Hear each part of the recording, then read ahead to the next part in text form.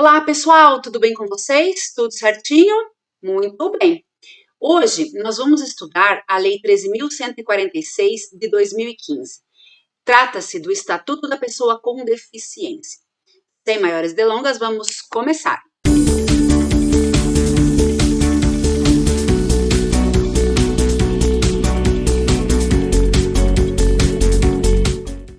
Pessoal, então, o Estatuto da Pessoa com Deficiência, a Lei 13.146 de 2015, não foi o primeiro diploma a tratar sobre o tema. Nós já tínhamos a Lei 7.853 de 89, que menciona o direito da pessoa com deficiência, embora não o alavanque do ponto da capacidade civil, né?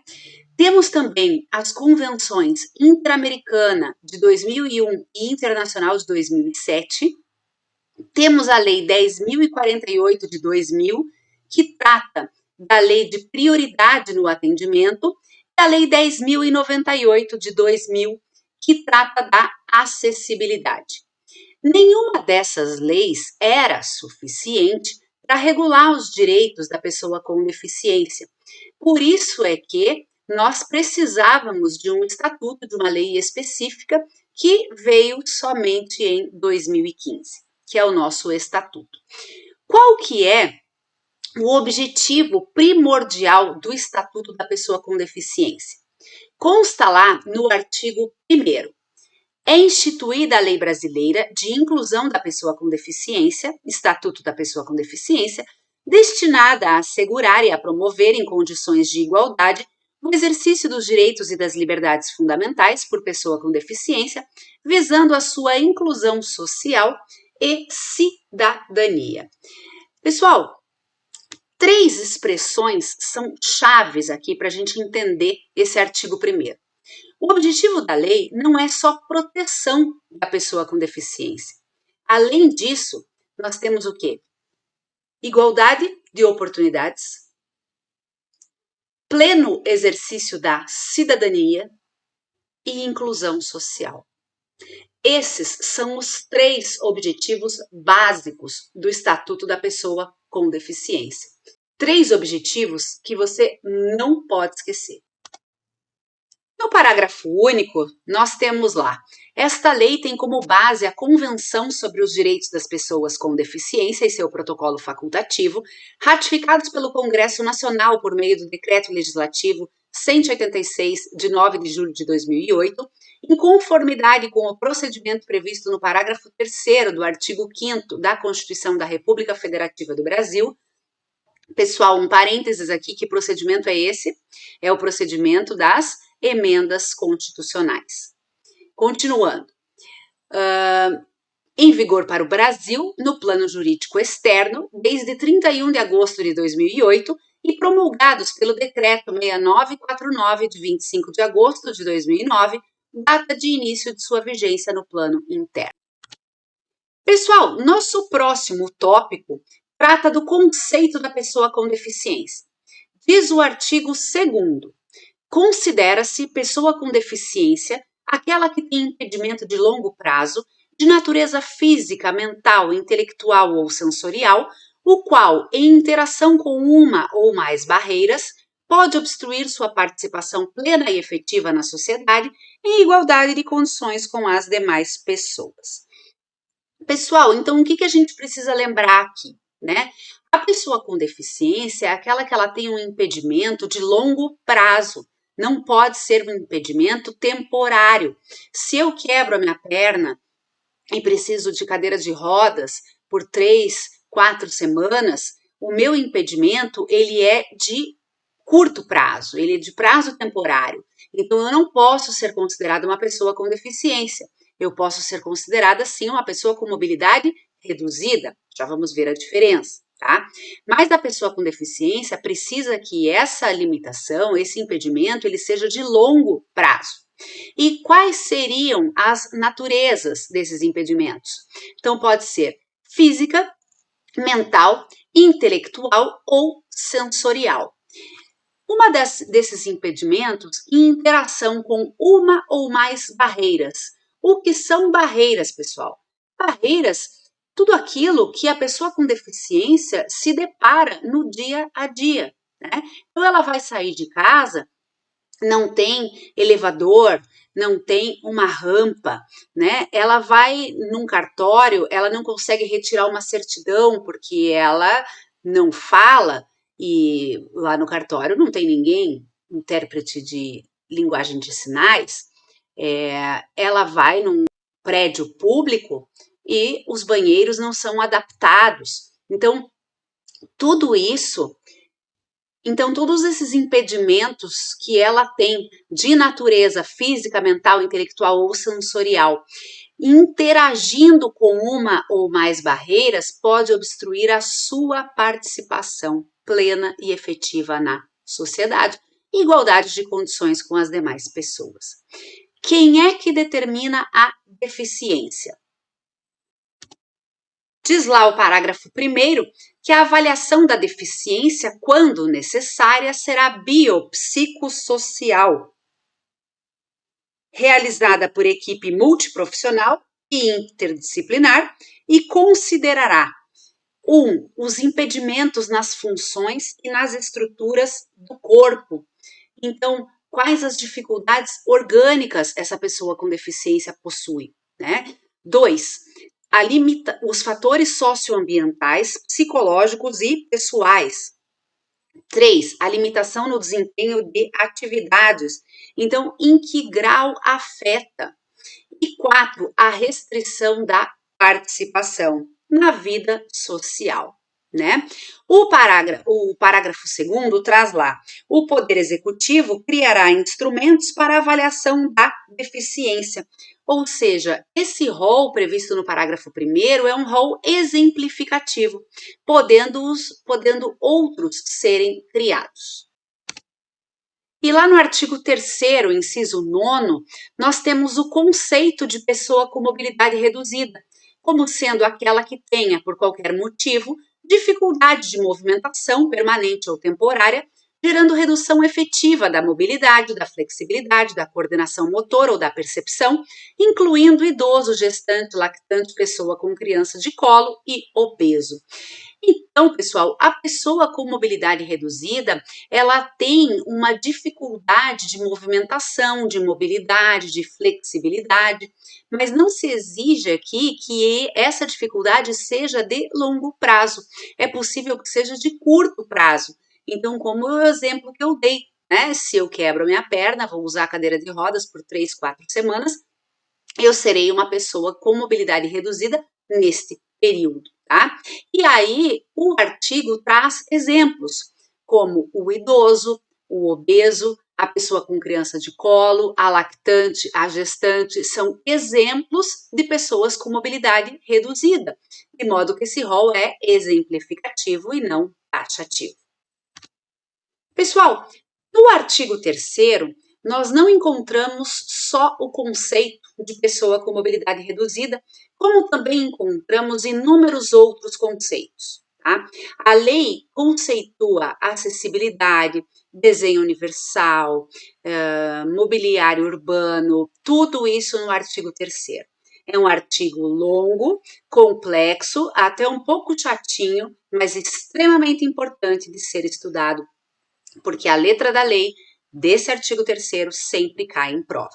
Então, para começar, no inciso 1º, a lei traz o conceito de acessibilidade. Vejam lá: possibilidade e condição de alcance para a utilização com segurança e autonomia de espaços mobiliários, equipamentos urbanos, edificações, transportes, informação e comunicação, inclusive seus sistemas e tecnologias, bem como de outros serviços e instalações abertos ao público, de uso público ou privados de uso coletivo, tanto na zona urbana como na rural, por pessoa com deficiência ou com mobilidade reduzida. O que é que nós precisamos lembrar aqui? A acessibilidade trata-se sim do acesso à pessoa com mobilidade reduzida, do acesso da pessoa com deficiência ao que? A tudo, às construções, aos projetos, aos softwares, à tecnologia, à comunicação, aos transportes, a tudo, ok? Vejam, o que nós precisamos lembrar aqui é acessibilidade, autonomia com segurança. Então, a pessoa com deficiência, a pessoa com mobilidade reduzida, ela deve ter acessibilidade a tudo com autonomia e com segurança na utilização de tudo, certo? Outro conceito que o artigo 3º traz é o conceito de desenho universal. Diz lá no inciso 2º que desenho universal é a concepção de produtos, ambientes, programas e serviços a serem usados por todas as pessoas, sem necessidade de adaptação ou de projeto específico, incluindo os recursos de tecnologia assistiva. Então, desenho universal, o próprio nome já diz, desenho universal, desenhar para todo mundo. Então, o projeto arquitetônico que vai sair, um software que vai ser lançado, um produto que vai ser lançado no mercado, tudo isso ele deve nascer acessível, né? Então, quando ele é produzido, quando ele é desenhado, quando ele é pensado, ele já deve ser imaginado para acessibilidade de todas as pessoas. A ideia é sim promover a acessibilidade. Então, o desenho universal ele tem que nascer acessível, tá? Por isso que a lei fala sem necessidades de adaptações, porque ele nasce acessível.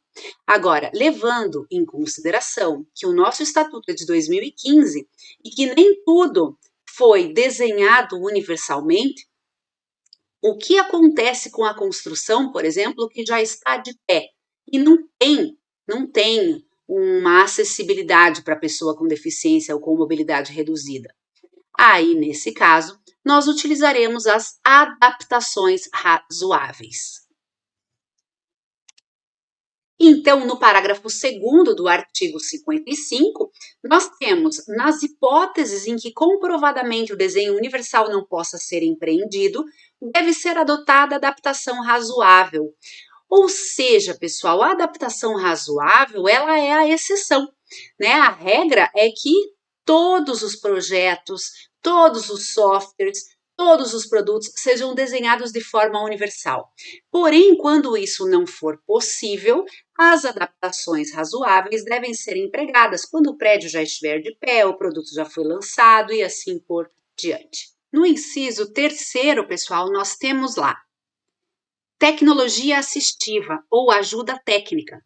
Produtos, equipamentos, dispositivos, recursos, metodologias, estratégias, práticas e serviços que objetivem promover a funcionalidade relacionada à atividade e à participação da pessoa com deficiência ou com mobilidade reduzida, visando a sua autonomia, independência, qualidade de vida e inclusão social.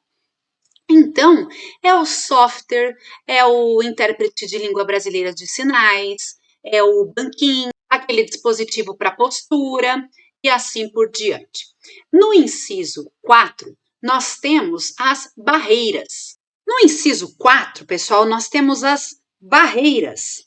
As barreiras são conceituadas como qualquer entrave, obstáculo, atitude ou comportamento que limite ou impeça a participação social da pessoa, bem como o gozo, a fruição e o exercício de seus direitos à acessibilidade, à liberdade de movimento e de expressão, à comunicação, ao acesso à informação, à compreensão, à circulação com segurança, entre outros, classificadas em.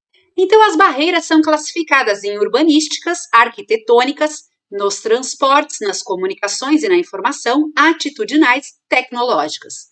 Pessoal, o nome já diz do que se trata a barreira, né? Então, barreira é tudo aquilo que a pessoa com deficiência se debate todos os dias. Tem barreira arquitetônica? Barreiras, sim, nos prédios, né? Nas construções. Tem barreira nos transportes? Temos.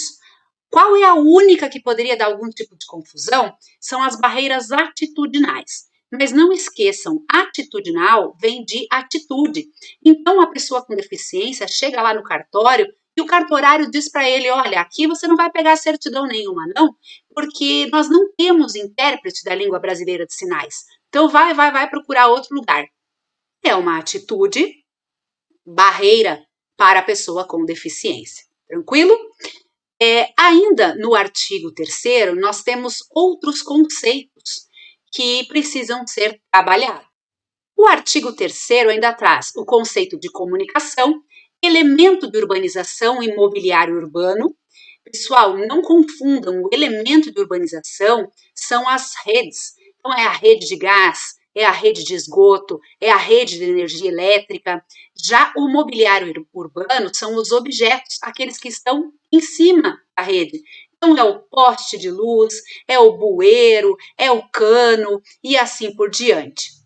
Nós temos também conceitos de residências inclusivas, né? Pois a ideia é moradia para a vida independente, porém, quando não for possível, residências inclusivas, todas dotadas de acessibilidade para a pessoa com deficiência.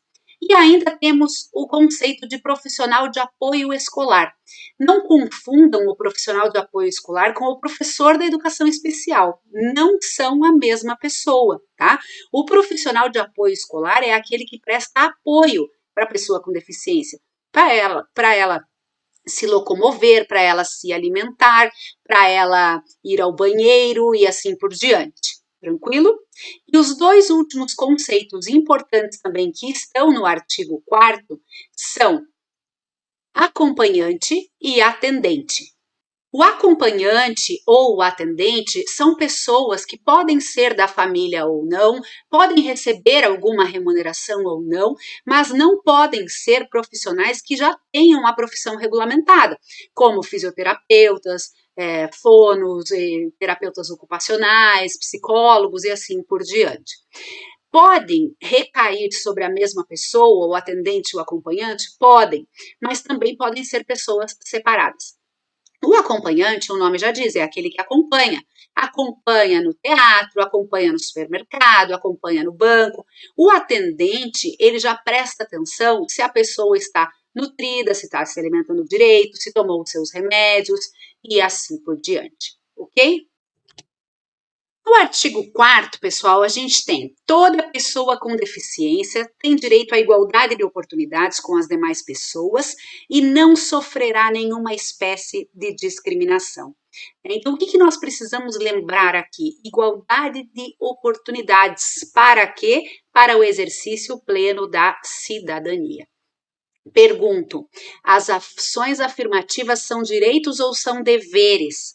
Está escrito lá no parágrafo 2º do artigo 4º que a pessoa com deficiência não está obrigada à fruição de benefícios decorrentes de ação afirmativa, porque o estatuto ele traz uma série de direitos e não de deveres. Né? Então, a pessoa com deficiência, ela pode ingressar num concurso público através das cotas? Pode, mas se ela quiser concorrer à ampla concorrência, se ela quiser concorrer às vagas gerais, ela pode? Também pode. Por quê? Porque são direitos e não obrigações. O artigo 5º traz que toda pessoa com deficiência será protegida de negligência, discriminação, exploração, violência, tortura, crueldade, opressão e tratamento desumano ou degradante. E no parágrafo único diz que a criança, o adolescente, a mulher e o idoso são pessoas especialmente vulneráveis, ou seja, já são vulneráveis por serem pessoas com deficiência, já são vulneráveis por serem mulher, criança, idoso e adolescente. Então, unindo a deficiência com essa condição, eles se tornam especialmente vulneráveis. O artigo 6º afirma que a deficiência não afeta a plena capacidade civil da pessoa, inclusive para. Pessoal, a regra é que a pessoa com deficiência tenha uma capacidade civil plena. A incapacidade é exceção. Somente em caso de ausência de discernimento, aí sim é possível nomear um curador, né, para essa pessoa com deficiência. Caso contrário, ela tem a capacidade civil plena, absoluta, inclusive para, diz o artigo 6º, casar-se e constituir união estável, exercer direitos sexuais e reprodutivos, exercer o direito de decidir sobre o número de filhos, ele ter acesso a informações adequadas sobre reprodução e planejamento familiar, conservar sua fertilidade, sendo vedada a esterilização compulsória, exercer o direito à família e à convivência familiar e comunitária, exercer o direito à guarda, tutela, curatela e adoção como adotante ou adotando, em igualdade de condições, igualdade de oportunidades com as demais pessoas. Então, a pessoa com deficiência, ela pode adotar uma criança? É claro que pode. Ela pode casar? Pode. Ela pode ter filhos? Pode. Agora, se ela não tiver discernimento, aí sim entra a curatela, que é a exceção. E a curatela somente para atos de natureza patrimonial e negocial, além de casos de urgência e ou emergência, tá? Para outros atos da vida civil, não, curatela não, tá? Então, a regra, pessoa com deficiência, capacidade civil plena. O artigo 7º traz, é dever de todos comunicar à autoridade competente qualquer forma de ameaça ou de violação aos direitos da pessoa com deficiência. E o parágrafo único, se no exercício de suas funções os juízes e os tribunais tiverem conhecimento de fatos que caracterizem as violações previstas nesta lei, devem remeter peças ao Ministério Público para as providências cabíveis.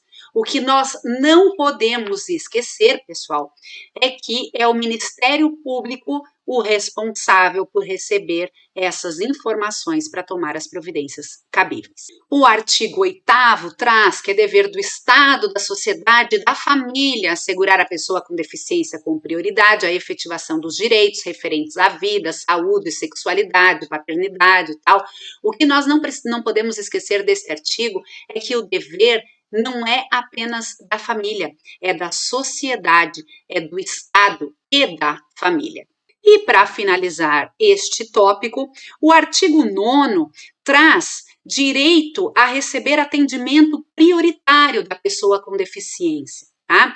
Não caiam na pegadinha de prova da questão do imposto de renda. A pessoa com deficiência, ela não tem isenção no imposto de renda. O que ela tem é preferência no recebimento de imposto de renda. Tranquilo?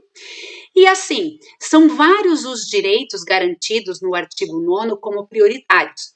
Todos eles são extensíveis ao acompanhante ou ao atendente, com duas exceções, que são os direitos mais pessoais, né? São os direitos personalíssimos.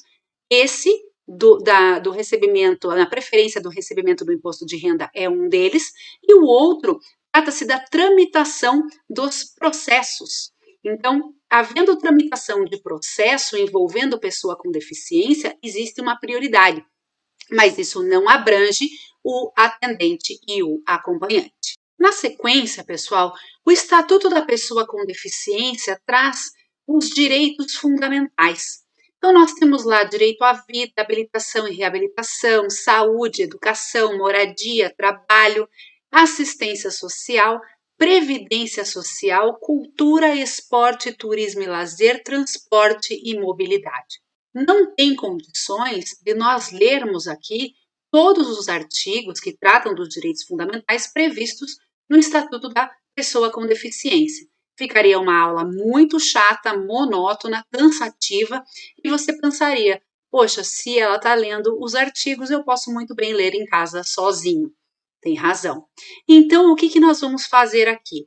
Eu vou lembrá-los, vou apontar alguns tópicos importantes de cada item desse, ok? Sobre a vida, pessoal. O que tem sobre a vida de importante no estatuto que a gente não pode esquecer? A pessoa com deficiência, ela não pode ser submetida a uma intervenção cirúrgica, a uma intervenção clínica contra a sua vontade. O termo livre e esclarecido deve ser assinado pela pessoa com deficiência para se submeter a qualquer tratamento, procedimento e hospitalização nesse sentido, excepcionando-se apenas quando houver risco de morte ou situação de emergência relacionada à saúde. Caso contrário, sempre precisamos do consentimento da pessoa com deficiência. É possível a pesquisa científica? Sim, é possível, mas em caráter de exceção. O processo de habilitação e reabilitação, ele tem por objetivo o desenvolvimento de potencialidades, de talentos da pessoa com deficiência, para que ela possa conquistar a sua autonomia e viver e participar da sociedade em condições de igualdade de oportunidades com as demais pessoas. No que tange à saúde, pessoal, o artigo 20 do Estatuto da Pessoa com Deficiência diz que as operadoras e os planos de saúde privados, eles são obrigados a garantir à pessoa com deficiência todos os tratamentos, no mínimo, garantidos às pessoas sem deficiência, tá? E o artigo 22 diz que é proibido cobrar valores diferenciados por conta da deficiência. Desculpa, artigo 23. Inclusive, discriminação por meio de cobrança de valores diferenciados. A discriminação é crime prevista no artigo 88, já vamos estudar. O artigo 22, ele trata da questão do acompanhante. A pessoa com deficiência tem direito a um acompanhante quando for hospitalizada e não só internada, também em observação. Em caso de suspeita ou confirmação de maus tratos contra a pessoa com deficiência, devem ser informados a autoridade policial, o Ministério Público e o Conselho das Pessoas com Deficiência, Conselhos dos Direitos das Pessoas com Deficiência. Em relação à educação, pessoal, o que nós temos que lembrar é que o sistema educacional ele é inclusivo, ou seja, não devemos separar, não devemos segregar as crianças e adolescentes com deficiência, tá? Até porque separar, segregar, discriminar é crime. Com relação à moradia, nós sabemos que a regra é a capacidade civil plena. Então, é um direito da pessoa com deficiência morar sozinha, desacompanhada. A ideia é que ela tenha uma vida independente, né? Caso não seja possível, aí sim nós temos as residências inclusivas. Nos programas habitacionais, tipo Minha Casa, Minha Vida, nós temos a reserva de no mínimo 3% para as pessoas das unidades para as pessoas com deficiência. E esse direito ele só pode ser exercitado por uma vez. Ah, não gostei do meu vizinho, quero exercitar o direito de novo. Não é possível, ok? De preferência no pavimento térreo e acessibilidade ou adaptações razoáveis nos demais pisos. Com relação ao trabalho, pessoal, o que nós temos que lembrar é que a pessoa com deficiência é ela que escolhe o trabalho que ela quer, não é o trabalho que escolhe ela. Parece meio clichê, mas é a verdade, tá? O trabalho é da sua livre escolha, da sua livre aceitação. Em ambiente inclusivo, em ambiente acessível e igualdade de condições com as demais pessoas. E isso, pessoal, não só no ingresso da pessoa com deficiência ao trabalho, mas também na permanência e na ascensão. A ascensão é chamada pela lei de colocação competitiva. É como se fosse uma disputa entre as pessoas para subir de cargo, né?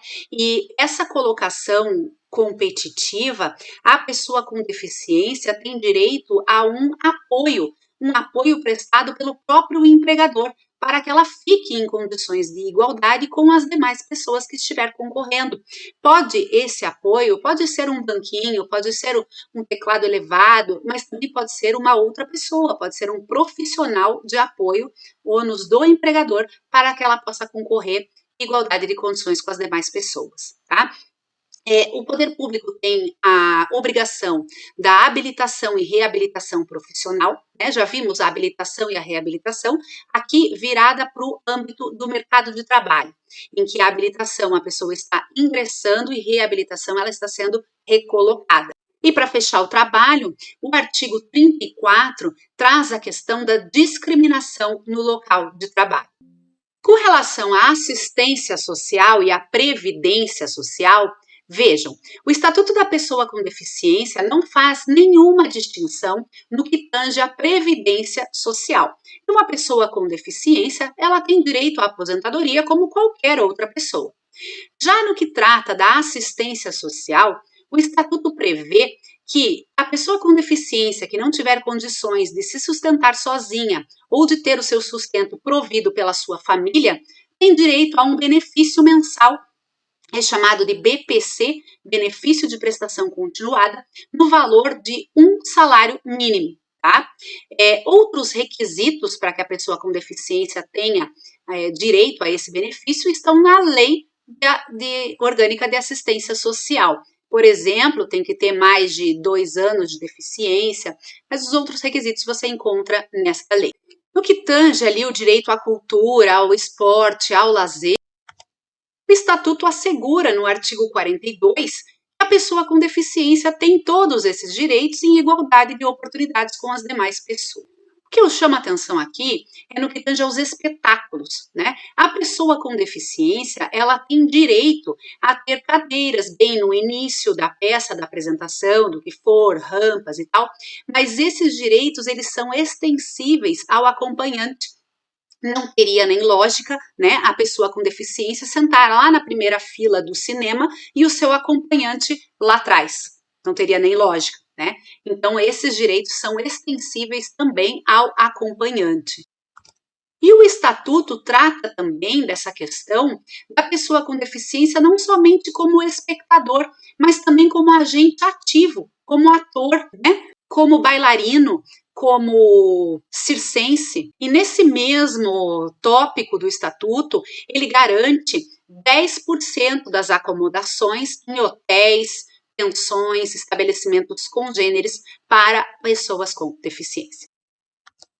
E para finalizar esse tópico, a questão do transporte e mobilidade. O que eu chamo a atenção aqui? As vagas nos estacionamentos. O percentual, pessoal, é de 2%. Tá? 2% das vagas em estacionamentos públicos e privados devem ser reservados às pessoas com deficiência e sempre próximos às entradas, às rampas, aos elevadores. Também é nesse tópico que o Estatuto traz o percentual de 10% dos veículos nas frotas de táxis para as pessoas com deficiência, não só como passageiros, mas também como motoristas. E para finalizar, a questão das locadoras de veículos. Elas devem ter, no mínimo, sempre um veículo adaptado a cada 20 veículos na sua frota. Nosso próximo tópico trata da acessibilidade. Separei aqui 2 artigos que eu considero importantes da lei. Artigo 53. A acessibilidade é direito que garante à pessoa com deficiência ou com mobilidade reduzida viver de forma independente e exercer seus direitos de cidadania e de participação social. O que nós devemos lembrar aqui, então? Igualdade de oportunidades, plenitude da sua capacidade civil e inclusão social, os 3 objetivos básicos do Estatuto da Pessoa com Deficiência. E o artigo 62 é assegurado à pessoa com deficiência, mediante solicitação, o recebimento de contas, boletos, recibos, extratos e cobranças de tributos em formato acessível. Claro, o poder público, a empresa, ela não tem obrigação de saber, mas se a pessoa com deficiência pede letras aumentadas, por exemplo, aí sim ela tem esse direito. O Estatuto da PCD, pessoal, ainda traz capítulos do acesso à informação e à comunicação, da tecnologia assistiva, do direito à participação na vida pública e política, da ciência e da tecnologia e do acesso à justiça. Nesses capítulos, pessoal, estão dispostos alguns artigos bem tranquilos, sem nenhuma dificuldade, que eu sugiro que vocês leiam.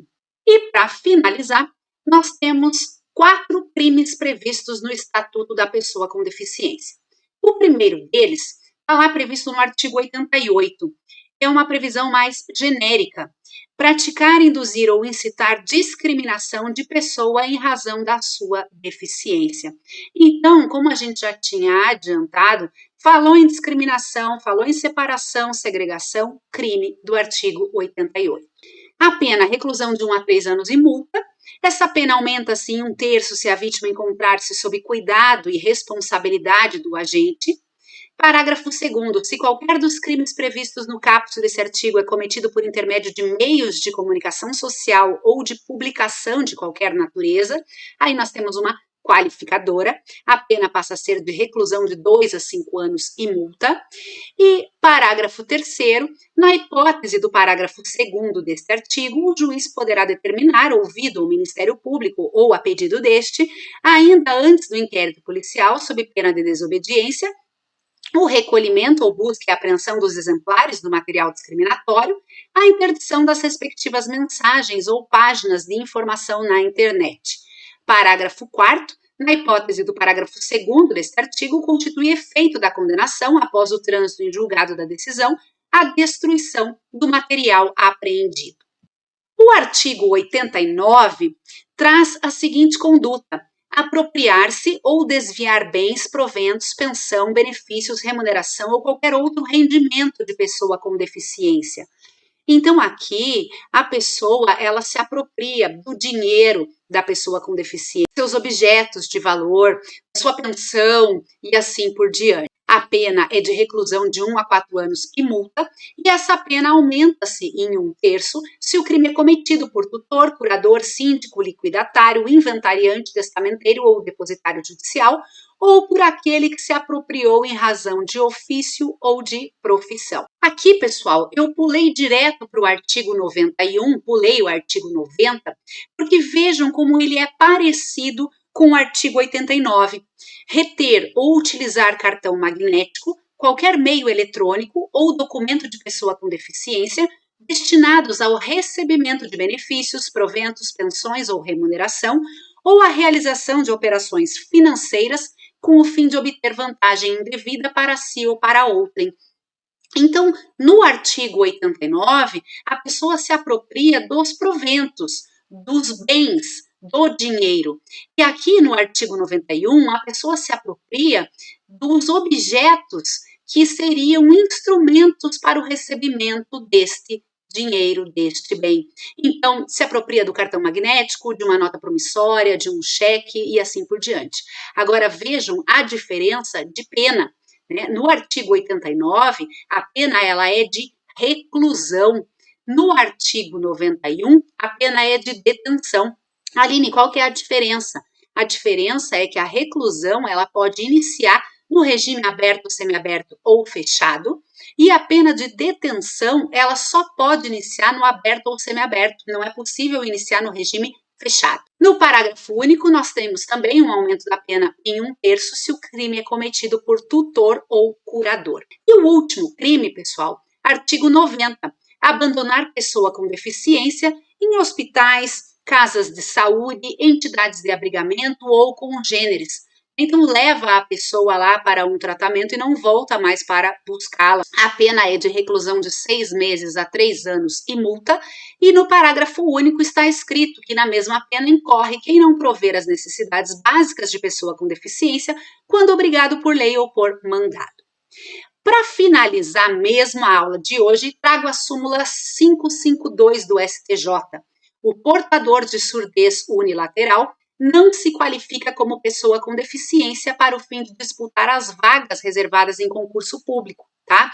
Então, o portador de surdez unilateral não é pessoa com deficiência, mas lembro que a pessoa com visão monocular é sim pessoa com deficiência. Pessoal, espero que vocês tenham gostado da nossa aula de hoje, espero que vocês tenham aproveitado, espero que leiam os artigos que nós não lemos juntos, tá? E eu aguardo vocês na nossa aula de resolução de questões sobre o Estatuto da Pessoa com Deficiência. Muito obrigada pela paciência, um beijo, até a próxima!